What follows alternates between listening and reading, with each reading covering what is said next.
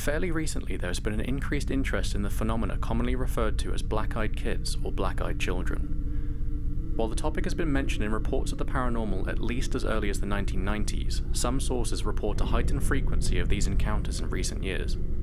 One might argue that the phenomena itself is not becoming more frequent, only that it is being recognized and reported more often than it had been in the past, due to many more people recognizing it as genuine paranormal phenomena rather than freak strange occurrences. In this video, we take a look at black-eyed children.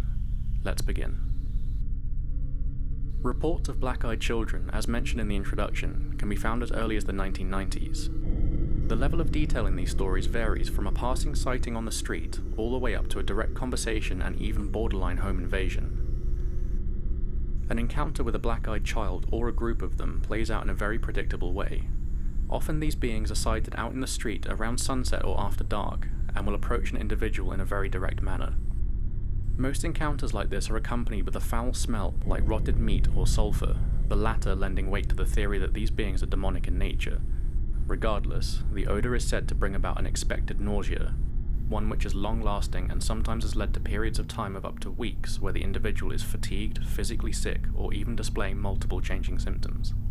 Black-eyed children will begin conversation with one clear intention from the start: to be let into a car or home, or requesting a ride in a vehicle to an unspecified location. This intention is repeated with a very strange frequency again and again, with no recognition of the person involved clearly not wanting to oblige them in their request. They will never break the same monotone way of speaking when asking for permission to enter, even when the language they use is to imply urgency, and will continue to stress the need to be let in or driven somewhere up to the point where the individual simply drives away or shuts the door in their face. On the topic of their manner of speaking, it is often noted that they do not appear to have a solid grasp on language.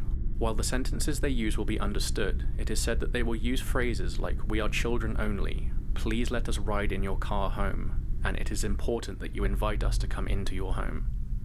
Naturally, phrases like these, coupled with their appearance, serves very well to instill a sense of dread and unease in the person involved.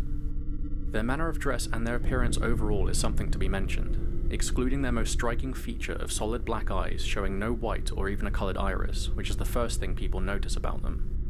Their skin is said to be pale and almost synthetic in appearance, similar to reports of men in black from people involved in alien encounters. Their clothes are said to not particularly fit the current periods of fashion and style, most commonly likened to that of a child dressed in an assortment of second-hand clothing or that found in a charity or thrift store. Despite the apparent age of the children falling somewhere between 10 and 15 years old, they never seem to be in possession of anything along the lines of a phone or an MP3 player. Technology seems to be something of a curiosity to these beings, as outlined in a report concerning a woman who was disturbed by a slow, rhythmic knocking on her door one evening. After ignoring it for some time, she angrily went to answer the door and was faced by two of these children. In her annoyance, she did not notice the way the children looked, and simply pointed to and shouted at them to use the doorbell, to which they looked and stood quietly in a sort of confusion as to what it actually was, before asking insistently to be let inside. It was at this point the woman began to feel uneasy and noticed more about the children at her door, and told them to leave as she shut the door in their faces. Within a few seconds the knocking began again, only this time it was at a window on the opposite side of the house, and was shortly followed by the knocking at the door again as the children had split up and attempted to be let inside. The woman claims to have been overcome with an intense fear at this point and took refuge in another room for the remainder of the night, and having fallen asleep after quite some time, the children were gone upon her waking up.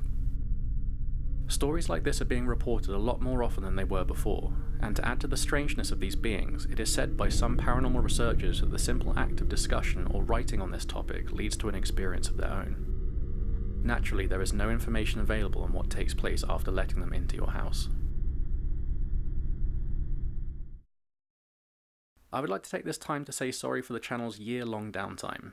We've been gathering likes and comments and subscribers over that time, and honestly it's been absolutely amazing to see, so thank you all for that. To explain a little bit about our absence, we started this channel while I was working night shifts, and it was an awful lot easier for me to find time to write when my free time was throughout the night instead of actual human hours. So since the change, I haven't been very good at balancing writing and research with work and social obligations. Alongside that, my co-creator and I have been discussing a number of things to do with the channel when we finally can balance our time out. One of which has been the style of video we've uploaded today, a similar length video with more of a focus on a single topic and a little more detail. So hopefully that's worked out quite well for you, but please let us know in the comments section, as we'll be keeping an eye on it and hopefully chatting to a lot of you about your thoughts on the content. We've discussed something like a live stream as well, but I guess it would be more like a podcast or radio show. If we could track down other YouTubers who cover the same topics as us and would like to talk it out, then we thought that might be a fun thing to do. And alongside that, taking questions from you all in the live stream comment section and answering them as part of the show. It's an idea and definitely something we'd like your feedback for as well. Another idea we've had is to bring on another narrator to help with the workload. Now, we know this can divide opinion, so we'd like your feedback there before we even try it. Something solid has happened in the year's break though. We self-published a book. We're not going to lie to you about its content, it really is just a selection of the first year's video scripts edited into book format. But if it's something you'd be interested in, you can find it on Amazon, and we've got a link in the description for a paperback version and an ebook as well. Proceeds from the book sales will help us out an awful lot in the attempt to produce content as a full-time job, so if you'd like a copy, you will be helping us out directly. This first book is something of a test run for future publications on the paranormal, as we're hoping to fully research and write a standalone book on a collection of topics which will be completely separate from any of the content featured on the channel. We're really trying to release more content this year and hope you will understand the time limitations involved with full-time jobs and releasing regular content. And again, we are sorry it's taken so long to produce something. Thank you for watching and bearing with us on our explanation. Until next time.